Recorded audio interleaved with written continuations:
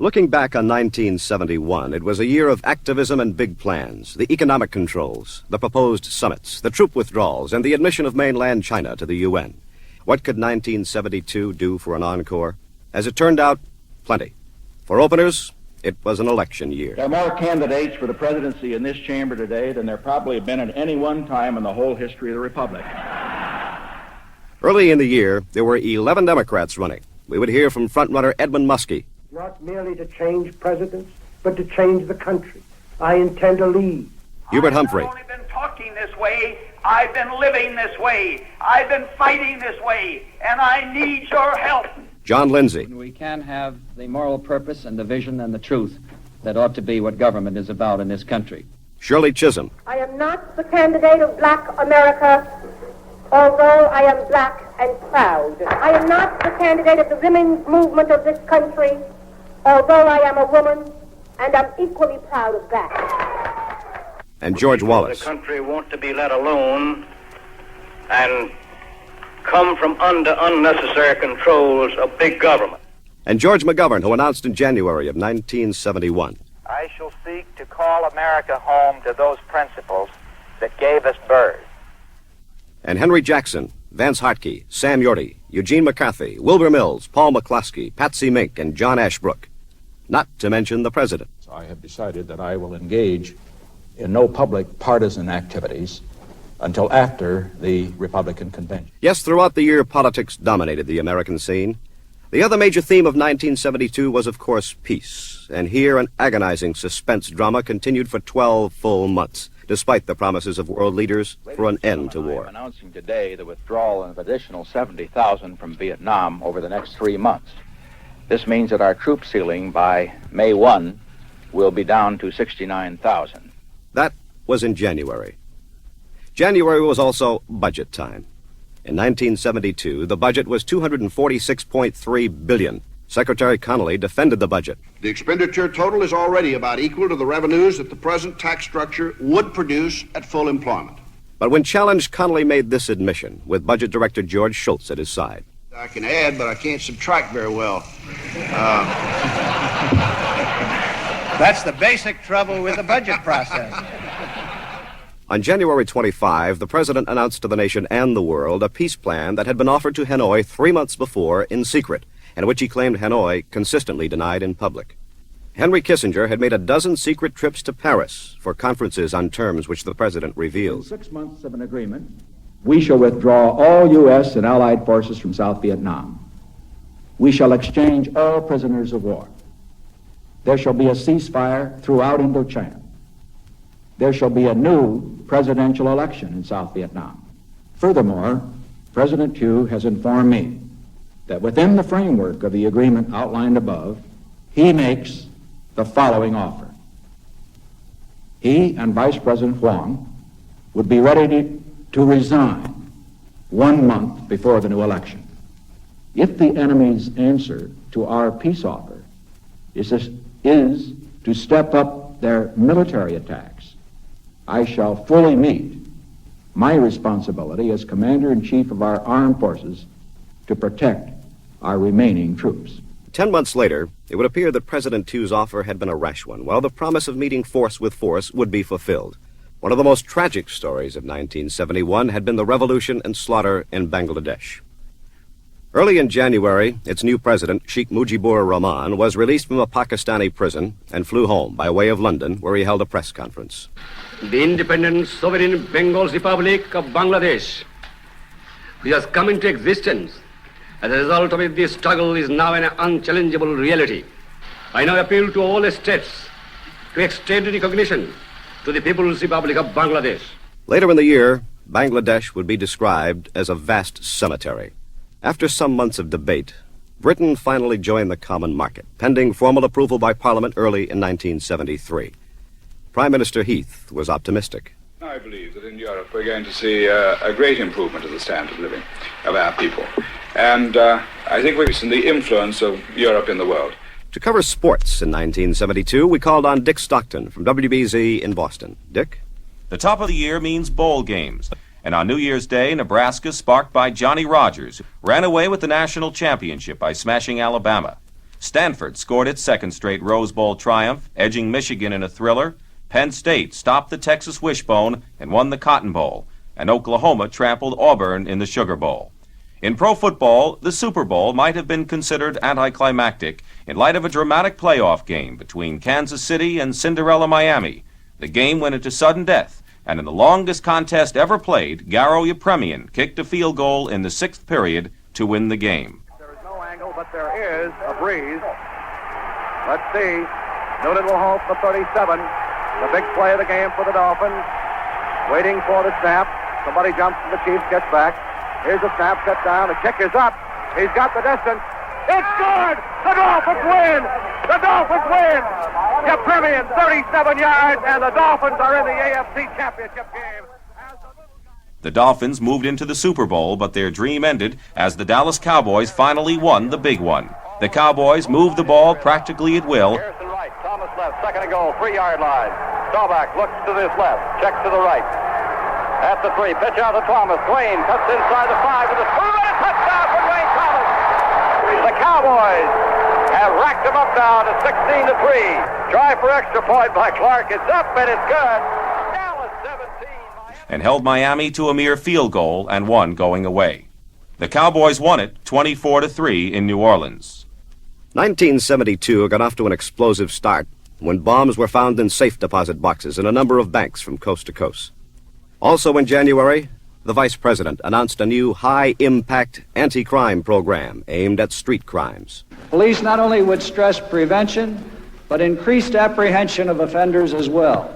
New equipment might include helicopters and improved radio systems to get police to the scene of the crime faster. High impact will also involve special programs to prosecute street crime and burglary offenders. And this means both more effective and larger staffs of prosecutors and special court dockets for these offenses. And speaking of crimes, master forger Clifford Irving arrived in New York in January with his lawyer and gave an informative press briefing. I'm very sorry, but my attorney, Mr. Nesson, has asked me to make no statements and no comments. Mystery man of the season was, of course, Howard Hughes, who startled everyone by a lengthy phone call with newsmen to prove that he was, A, living, and B, no friend of Irving's. Needless to say, the jokes were rampant. Did you hear that McGraw-Hill bought a bank? The Irving Trust. I have often wondered what it would be like to come to meetings of the National Security Council in dark glasses and in tennis shoes. And I have decided that if any blonde shows up at my bank claiming to be Helga Kissinger, she is welcome. Another humorist of the moment was Art Buchwald, who addressed the National Women's Political Caucus in Washington early in February. I believe that this is a sex whose time has come.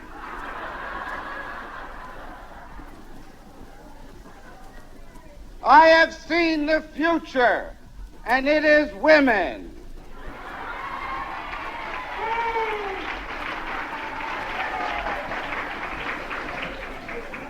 I know what it's like to be treated as a sex object.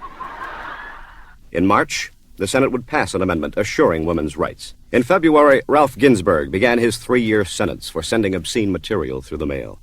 The same month, Father Daniel Berrigan was released from prison in Danbury, Connecticut. Before joining the Harrisburg Seven, he spoke on the choices for dissidents. The really basic conflict operating in, I think, my brother's life and my own has to do with the great difficulty in creating alternatives to violence.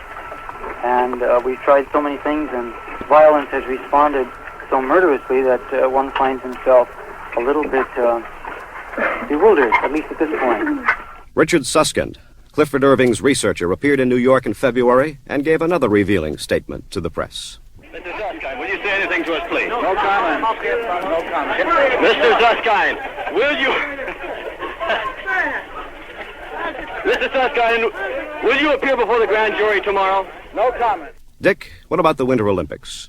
Sapporo, Japan hosted the Winter Olympics in February, and in the swirl of the slalom, speed skating, downhill events, a lucky few stayed on their feet to win medals, but most didn't make it. We did win a few gold medals, however. Fred Kennedy spoke with Diane Holland of California, who got a gold for speed. great. I guess all the work that I put forward for it was worth it. It finally, everything turned out. Everything came out just as I wanted it to, and I couldn't be happier.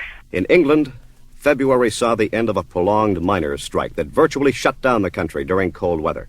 When it was over, Union President Joe Gormley seemed satisfied. I think we've got as much as has been humanly possible to get in these negotiations, and that's why the NEC has recommended acceptance of its members. Some of the things that we've won from the board, we've had claims before the board for years, and now we've been able to resolve them. At home, the election was picking up tempo, with primary elections in 26 states. Count them, 26. The airwaves were jammed with promises and accusations about welfare, law and order, taxes, peace, the POWs, and busing. Late in February, the Senate adopted a compromise measure to prohibit busing that seemed to please no one. Everyone had something to say about it, starting with Henry Jackson. Senators and those running for office for the presidency announcing over and over again, therefore, busing. And then they immediately provide for a shelter, a private school. Then Hubert Humphrey. I don't think the president added any clarification at all. In the meantime, he'll be on both sides of the issue. He's opposed to busing, but his governmental departments enforce it. Elliot Richardson. It is, after all, equality of educational opportunity. In other words, educational objectives that we are all concerned with. And so when transportation has, in effect, a counterproductive impact on educational values, then essentially it is too much. John Ashbrook. Not only has the president lacked leadership on this issue, but his own Secretary of Health, Education, and Welfare told a press conference yesterday that a constitutional amendment to halt busing would be a bad thing. Not until June did the president make this statement. Even the most massive busing imaginable would still leave the vast majority of black and poor children in the inferior schools of the inner city. They would not be affected, and there they would be. They would be a lost generation, deprived of the educational opportunity to which they, like all Americans, are entitled. Like many other problems in 1972, there were no simple answers. During the cold months, Americans stood in line to see the Clockwork Orange and Straw Dogs. We noted the passing of Mahalia Jackson and Marianne Moore. The stores were full of objects from the Orient, for obvious reasons. The government of the People's Republic of China and the government of the United States have had great differences. We will have differences in the future. But what we must do is to find a way to see that we can have differences without being enemies in war. Spoken from the White House lawn the morning of departure, February 17. Jim McManus accompanied the president and Mrs. Nixon and followed the First Lady to the Evergreen Commune, where she was introduced to, among other things, some prize pigs. You could hear a lady reporter call them male chauvinist. You want me to pet one or just a pet with one? Male chauvinist. Come on here. I once raised a prize winner. They're beautiful. Big fat ones. We heard the president commenting on a display of gymnastics. I've never seen a tumbler like the last one. I've never seen that move made by a tumbler before. I don't think it's possible to make that move. And Mrs. Nixon visiting a clinic where she watched an acupuncture treatment. Pain in the arm as well as in the leg. But now, how often does she have to have the treatment? Every day for a week, and then there's an interval of 1 week. And then... Like ordinary tourists, the Nixons went to the ballet and to the Great Wall, and then to a glittering banquet in the Great Hall of the People in Peking, where the president and Zhou Enlai exchanged toasts. It is the common desire of the Chinese and American peoples to enhance their mutual understanding and friendship and promote the normalization of relations between China and the United States. The Chinese government and people will work unswervingly towards this goal. There was another banquet in Shanghai, where a joint communique was read. We have been here a week. This was the week that changed the world. The applause was almost unanimous, except on Taiwan, where April Pratt recorded a government spokesman. The government of the Republic of China hereby reiterates its solemn declaration made on February 17, 1972, that it will consider now and avoid any agreement which has been and which may not have been published, involving the rights and interests of the government and people of the Republic of China. On Broadway, the best reviews of the season were garnered by That Championship Season, a bittersweet comedy about the reunion of a winning basketball team. On TV, a show similar to All in the Family was Maude, starring Beatrice Arthur. Film-wise, Woody Allen's All You Ever Wanted to Know About Sex was getting a lot of laughs. In Northern Ireland, the cycle of demonstrations, bombings, and reprisals continued, as it had in 1971. An eyewitness described a Belfast street scene. Children, women, and all the houses everywhere were screaming. I thought it was more or less like the end of the world coming, because things couldn't clear up for about 10 minutes before smoke and everything cleared up. And as you can see around here, the shops are just totally wrecked. In desperation, the British Parliament acted to remove the Ulster government and ruled directly from London. Fred Kennedy spoke to people in Belfast, both Catholic and Protestant. I think it's wonderful that we're all British now. Let's hope that this is a measure that will try to bring people together. Oh, one doesn't know what the IRA would do. They should call a truce with any brains. If this is a measure towards peace, well, it's a good thing, you know. But as the year continued, the IRA seemed to step up the pace of violence. In Paris, the peace talks seemed to be breaking down when neither side wanted to continue the current modus operandi. A U.S. spokesman, Stephen Leidecker, spoke despairingly to Bernard Redmont. We have come to the conclusion that the sterile weekly routine not only was futile, that it perhaps was counterproductive. I can tell you this, we can't be any worse off than we are now. On March 22, organized labor, led by George Meany, stalked out of the National Pay Board at a time when West Coast longshoremen were refused the raises they demanded. Meany himself put it like this. The president said we were trying to torpedo his plan, and Ronnie Ziegler said we were sabotaging, and then there was a fellow from the Justice Department who compared me with the robber barons of old. We just couldn't, in common decency, stay on that board. We couldn't pretend to our members any longer that we had a tripartite system, that we had a voice in the decision. Also in March, one of the year's memorable scandals began to blossom. It appeared that ITT had offered $400,000 to the city of San Diego to help underwrite the Republican convention in that city. Miami was a later choice. Allegedly, one of the protagonists was Richard Kleindienst, then awaiting Senate confirmation as the Attorney General. Columnist Jack Anderson broke the story. I regretfully say that I think he's unfit for the job.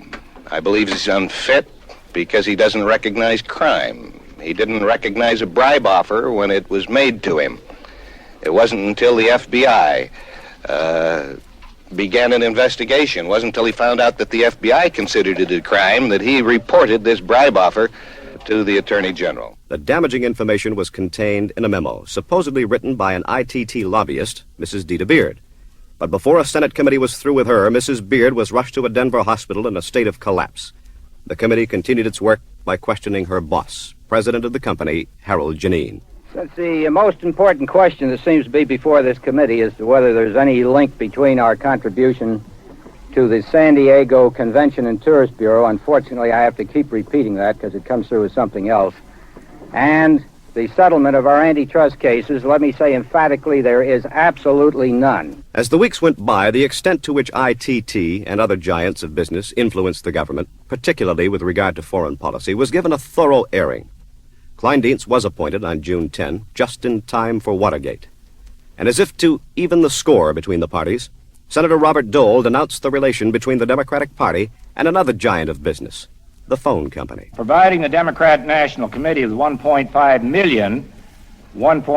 million in free telephone service with no serious effort to collect the bill unjustly discriminates against all of us who are required to pay our bills on time or to find our phone service cut off. A lot of those calls must have been to Florida before the March 14 primary, a primary that was handily won by George Wallace. Winning this primary in a state that's made up of not only native Floridians, but people who have come from all over the United States to live here, points out the fact that our movement and my candidacy is national and not regional, and I think you believe that here tonight.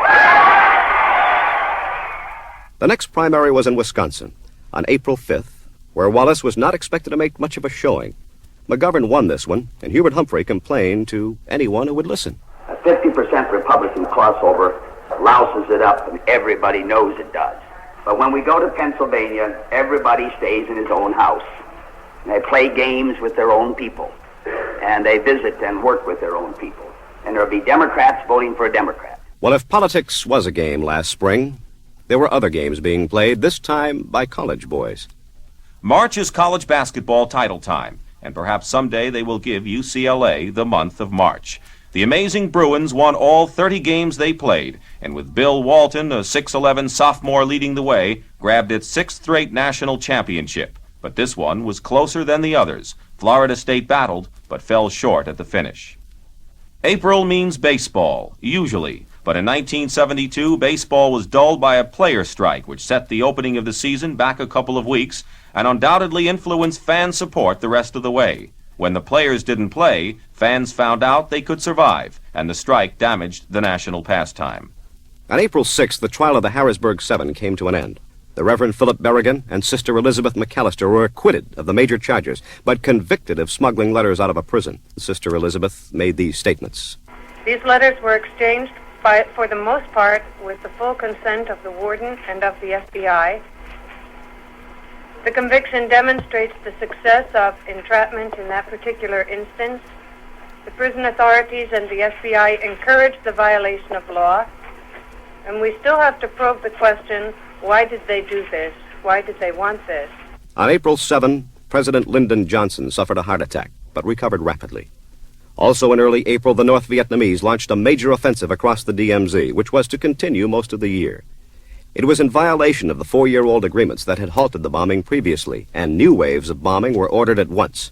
Secretary Laird put this interpretation on it. The enemy has scornfully rejected the American people's patience, restraint, and desire for peace. Our patience has been met with propaganda and with provocation. Our restraint has been answered by invasion. Our actions have been to withdraw our forces and to reduce tensions. The enemy has escalated the actions and has committed new forces. On the 17th, the Senate Foreign Relations Committee, in a mood of resentment of the drift of power away from Capitol Hill toward the White House, began hearings on the bombings. Group W covered this testimony extensively, beginning with senators questioning Secretary Rogers in a crowded, unruly caucus room. It was decided to make these attacks to slow down this major offensive that's underway in South Vietnam. The attacks included petroleum storage dumps, places where heavy equipment is stored, warehouses and other such places of that kind, which contribute, of course, to the offensive in the South. That's the law. You're bombing people.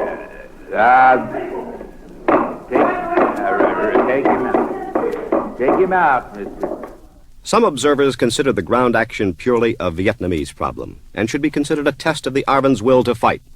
The question came up about the port of Haiphong, an easy target but filled with ships of other flags. Said Senator Goldwater, "We've made the silly mistake for years of allowing supplies to come in without any question from the Soviet Union. They're supplying 85% of the weapons and materiel for the North Vietnamese to fight our men and the South Vietnamese. And I couldn't care less what the Soviets think." At this point, the president's trip to Russia was only a month away. Senator Alan Cranston criticized the president sharply. I believe that President Nixon's basic problem is that he wants to do enough to keep the few government in power till the November elections are over, and not enough to stir the sort of an uprising in the country against the war that knocked President Johnson out of the White House and that struck President Nixon after he invaded Cambodia. That's the president's political problem. That's his military problem.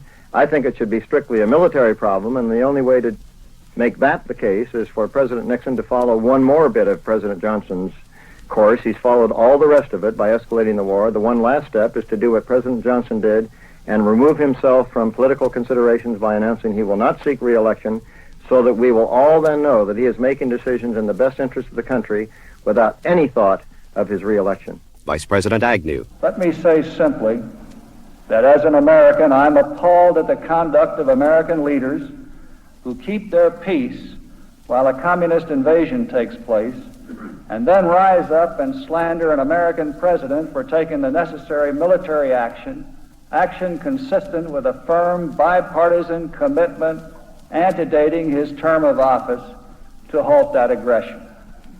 And when the president spoke on April 26, he patiently explained his position as he had many times before. General Abrams predicts in this report that there will be several more weeks of very hard fighting. Some battles will be lost, he says, others will be won by the South Vietnamese.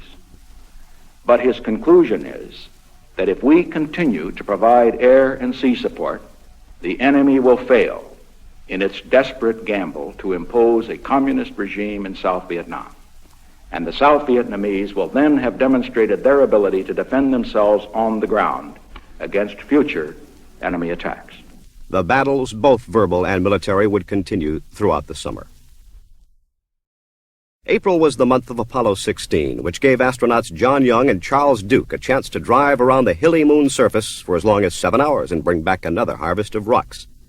April 25th was primary day in both Pennsylvania and Massachusetts. We're going to give Richard Nixon the retirement he so richly...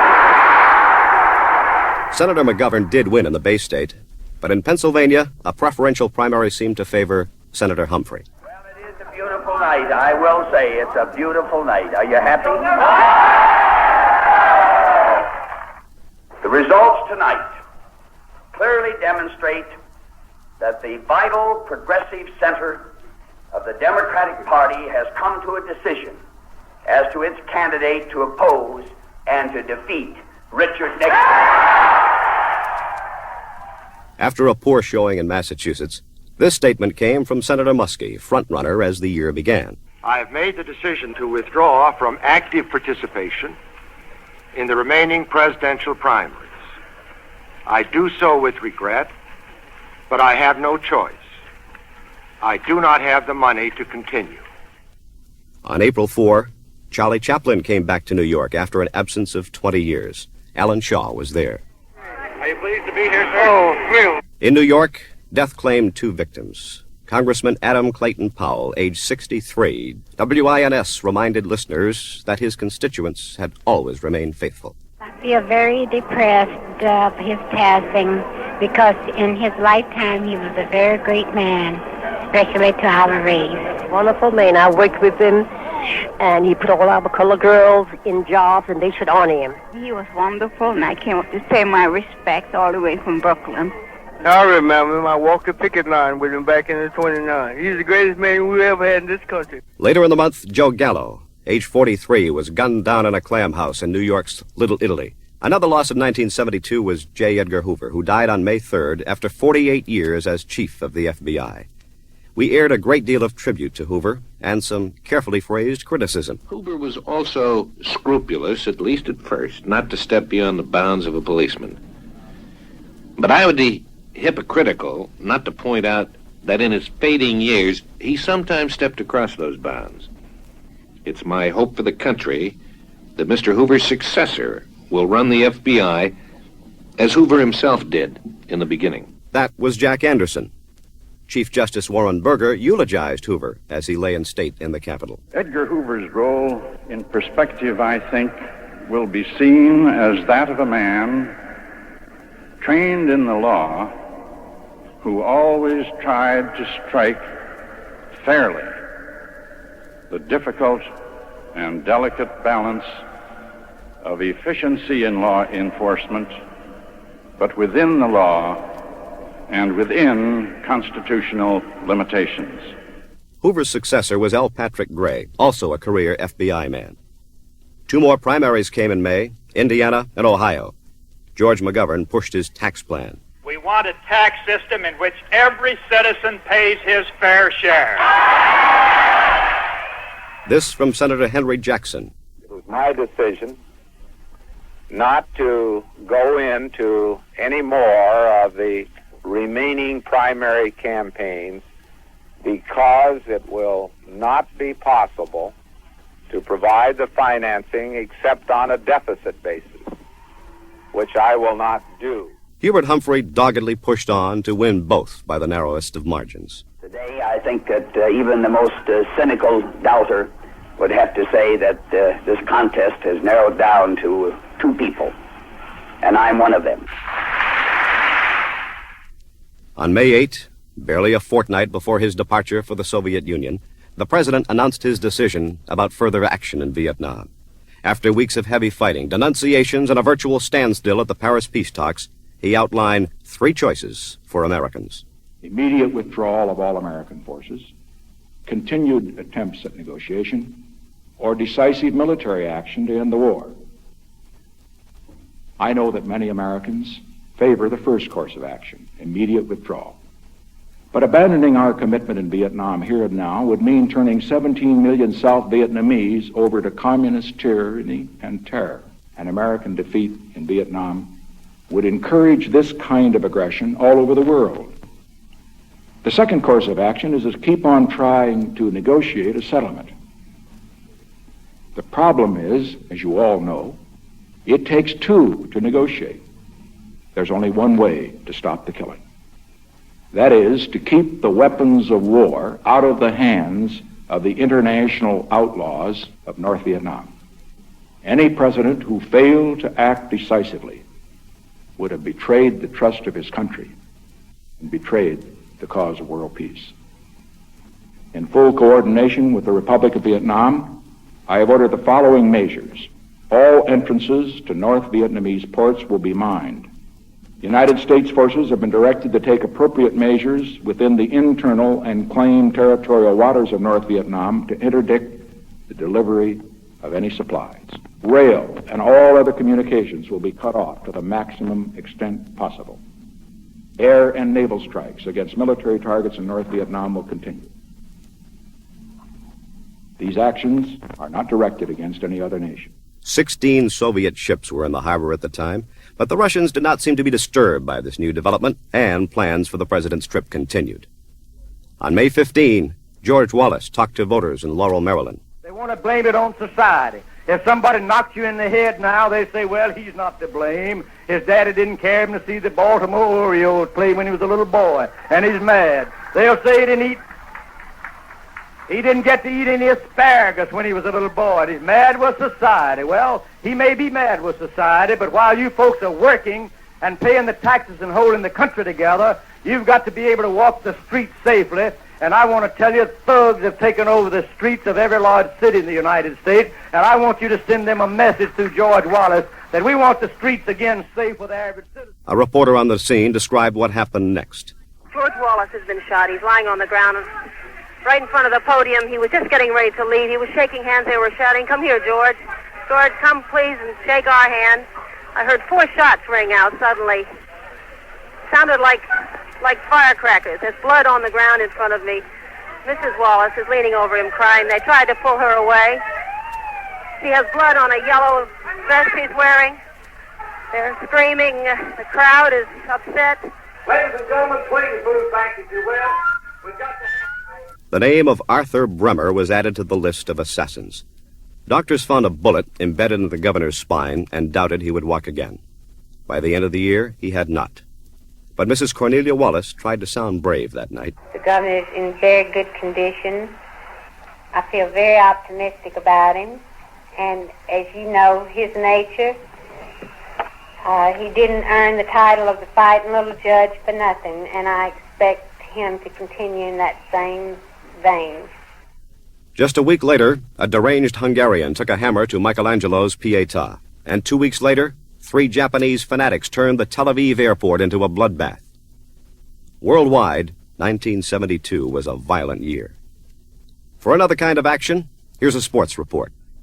The Los Angeles Lakers had never won a National Basketball Association crown, but in May, with Wilt Chamberlain performing in unselfish fashion, the Lakers went all the way, giving Jerry West his first world title. Los Angeles set down the Knicks in 5 games. In the American Basketball Association, the Indiana Pacers won it all. 8 seconds remain. Washington goes it in. Here it comes to Barry. Put away! It's out of bounds to Indiana. The Pacers get it with 5, 4, 3, 2. It's all over. The Boston Bruins, who were rudely dumped from atop hockey's pinnacle a year before by the Montreal Canadiens, came back with a vengeance and defeated their arch rivals, the New York Rangers, for the Stanley Cup.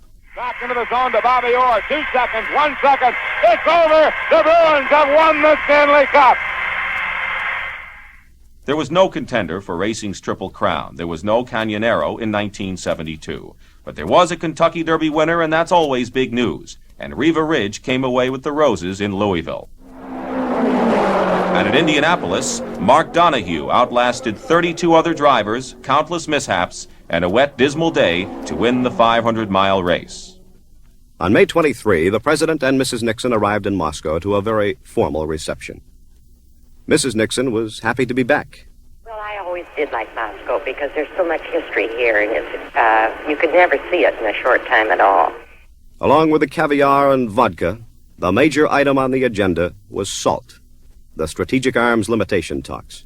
Everyone on both sides seemed optimistic about a series of compromises that limited the building of new weapons, especially nuclear ones. We have taken an historic first step in the limitation of nuclear strategic arms. This arms control agreement is not for the purpose of giving either side an advantage over the other. We have sought to construct a better framework of understanding between our two nations, to make progress in our bilateral relationship, to find ways of ensuring that future frictions between us would never embroil our two nations and therefore the world in war. Other topics discussed in this atmosphere of mutual appreciation were medical research, trade, environment, and a space rendezvous. The President flew from Moscow to Kiev, then on to Warsaw for more meetings and statements. We should like to see early talks on the reduction of the ground forces facing each other in Europe. Również oczekujemy szybkich rozmów odnośnie redukcji sił zbrojnych w Europie. We recognize that this is a complex subject, and we have done much intensive study of this subject within our government and with our allies. Przyznajemy, iż jest to temat złożony. Ze swojej strony podjęliśmy wiele intensywnych badań nad nim w ramach rządu oraz z naszymi sojusznikami. One objective is a reciprocal reduction of forces that will leave both sides more secure, or at least not less secure. June 1st found the President back on Capitol Hill. As May came to an end, this far-off voice was suddenly heard again on radio. 36 years after the original broadcast, here it is from 1936. You must believe me when I tell you that I have found it impossible to carry the heavy burden of responsibility and to discharge my duties as king as I would wish to do without the help and support of the woman I love. The Duke of Windsor, who died on May 29, thus ending what journalists called the love affair of the century. Early in June, there were 2 dramatic hijackings, the first from Los Angeles to Algiers, with a ransom of $500,000 paid by Western Airlines. Group W was waiting for the passengers who were let off in New York. Now, did you ever see this device he said was an explosive? No, I only saw the briefcase. Is that where he said he was carrying the device, in the briefcase? Mm-hmm. He talked to the passengers a couple times, and the captain did most of the talking. When he spoke to the passengers, what did he say? Well, when we pulled in here, he says, I hope I didn't inconvenience you, and... Kind of a polite hijacker, huh? Yeah, he was very polite. He was nice and cool. The same week, a $200,000 ransom was paid by United in San Francisco. A day or two later, Airline Pilots Association President Captain J.J. O'Donnell spoke with Jim Slade of the Washington Bureau. We cannot live it the way it is. As I mentioned this morning, the thing that disturbs me, that if Algeria had held that $500,000, if they kept that money or let the hijacker keep it, we would have an air traffic control problem over Algiers of people leaving this country with $500,000. The ground rules for boarding an aircraft were suddenly tightened up, and all summer air travelers fumed at the delays caused by searches and extensive baggage checks. The people's man, Humphrey is, that's the way it will be. Humphrey is, he's what the world wants to see. Contrary to the hopes of singer Jimmy Wofford, Hubert Humphrey was not the man in California. So I'm very grateful for the election returns that are now coming in California, in New Jersey, in New Mexico, and in my home state of South Dakota. June 6 at a McGovern victory rally in California. I can't believe we've won the whole thing. On June 17, another of the year's scandals began to unfold. 5 men were arrested in the Democratic National Committee offices in the Watergate building in Washington, carrying electronic equipment suitable for bugging. They were found to have important connections with higher-ups in the Republican Party. Democratic National Chairman Larry O'Brien was predictably furious, and he promptly filed a $1 million suit against the Republican Party. There must be the clearest evidence possible of gutter politics in this one single incident, which I consider to be extremely serious and going to the very heart of our political system. Clearly, there's an identification of this group with the committee to re-elect the president. John Mitchell replied. By then, Mitchell was chairman of the committee to re-elect the president. This committee did not authorize and does not condone the alleged actions of the 5 men apprehended Saturday morning. We abhor such activity. The Committee for the Re-election of the President is not legally, morally, or ethically accountable for actions taken by individuals without its knowledge and beyond the scope of its control. The lawsuit filed by Mr. O'Brien cannot be regarded as anything other than a political stunt. The ripples from Watergate would widen enormously throughout the summer. During June, a congressional committee investigated prison reform and called as a star witness Jimmy Hoffa, who had been released from Lewisburg the previous Christmas. The quarters are 15 by 13 with 5 people in each room, 5 beds, 5 lockers. And if you have more than 2 people standing up at a time, they rub against each other. That's why I refuse to go to the farm, because it's a pig pen. Another return to society was effected by Angela Davis. On June 2nd, a California jury acquitted her on all counts, including murder and kidnapping.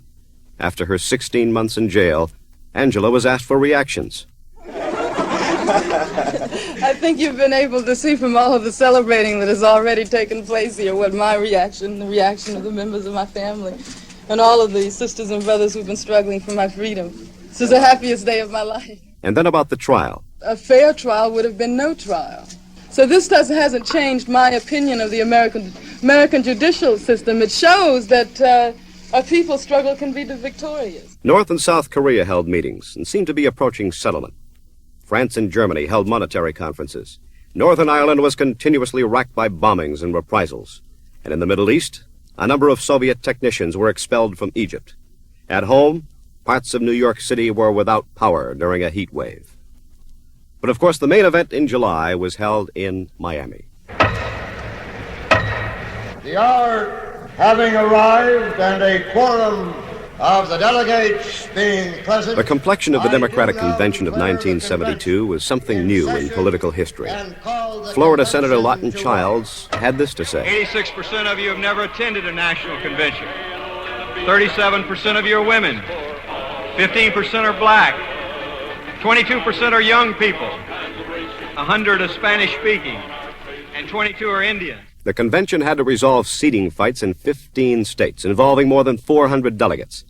California, with its 271 seats, which voted as a bloc, had been challenged before the convention, prompting this impassioned speech from the chairman of the California delegation, Willie Brown. We didn't like the rules under which California put it together because we didn't think we could win, and we didn't think those rules were right. But after 14 to 15 months of legislative deliberations, with mostly Humphrey and Muskie's people doing it, they enacted into law the provisions under which we had to run. We ran. We didn't try to violate the law. We obeyed the law, and we beat them. Give me back my delegation. And give it back they did. In Illinois, the question of seating an old-line party delegation, headed by Mayor Richard Daley, or a young, liberal, racially mixed delegation went right to the Supreme Court, which referred the decision back to the party. At 4:30 a.m., the Daily People were voted down and ousted from the convention. Outside the convention, hundreds of peaceable young people, blacks, and Miami residents milled about or camped in Flamingo Park. Some of the non-delegates listened to a candidate who described himself as the candidate of the People's Party. He was Dr. Benjamin Spock. American people must gain control of all the institutions that control their lives. American people in every neighborhood must control their own police. People in every neighborhood must control their own health clinics. So that if there's a nurse who's snippy or a doctor who's stony-faced, the people of the neighborhood can say, let's get rid of that nurse or let's get rid of that doctor. The first ballot nomination was an impressive display of strategy and organization by a young, enthusiastic McGovern staff. When it came time for introductions, Teddy Kennedy himself flew down from Hyannisport. There is a new wind rising over the land, starting faintly amid the plains and rocky hills of South Dakota. It spread its gathering momentum to New Hampshire and Wisconsin and Massachusetts, sweeping across the nation to California and back to Pennsylvania, and now to Miami. In it can be heard the many things, promises, and how fortunate we are to find that promise in the wise and skillful hands of our leader, the senator from South Dakota and the next president of the United States, George McGovern. The choice of a running mate was a surprise to almost everyone, including newsmen. Which of us had ever thought of Thomas Eagleton, senator from Missouri? I accept with confidence because I think all of the surprises of 1972 have shown us something very important. We are learning to live with some of those surprises. We're even learning to like some of them. And I sense in this convention that, to our surprise perhaps, we are discovering in the threads of our diversity the very fabric of a strong, united Democratic Party. Yes, it seemed that the surprises were over. In closing the convention, Senator McGovern played on the one theme all Democrats loved. Now, to anyone in this hall or beyond who doubts the ability of Democrats to join together in common cause, I say never underestimate the power of Richard Nixon to bring harmony to Democratic ranks.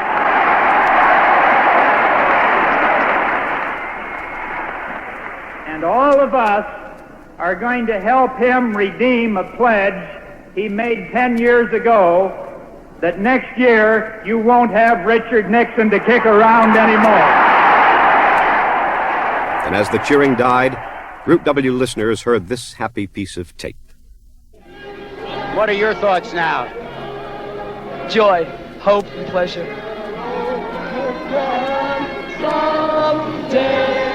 What are your thoughts now? It was tremendous, really. I feel somehow that we're all here together as people, as citizens of a country that's going to mean something again. What about you? What are your thoughts? Right now, very happy. What are your thoughts? America's been found again. What are your thoughts now? I'm happy. Despite the euphoria of youngsters, many Democrats did not support the policies of George McGovern or believe he could win. And as many Democrats headed home, defection was in the air. On July 25th, Senator Eagleton made this surprise announcement after reporters had investigated his past. On 3 occasions in my life, I have voluntarily gone into hospital as a result of nervous exhaustion and fatigue. Eagleton withdrew on August 1 and was replaced by Sergeant Shriver at a special mini-convention of Democratic leaders.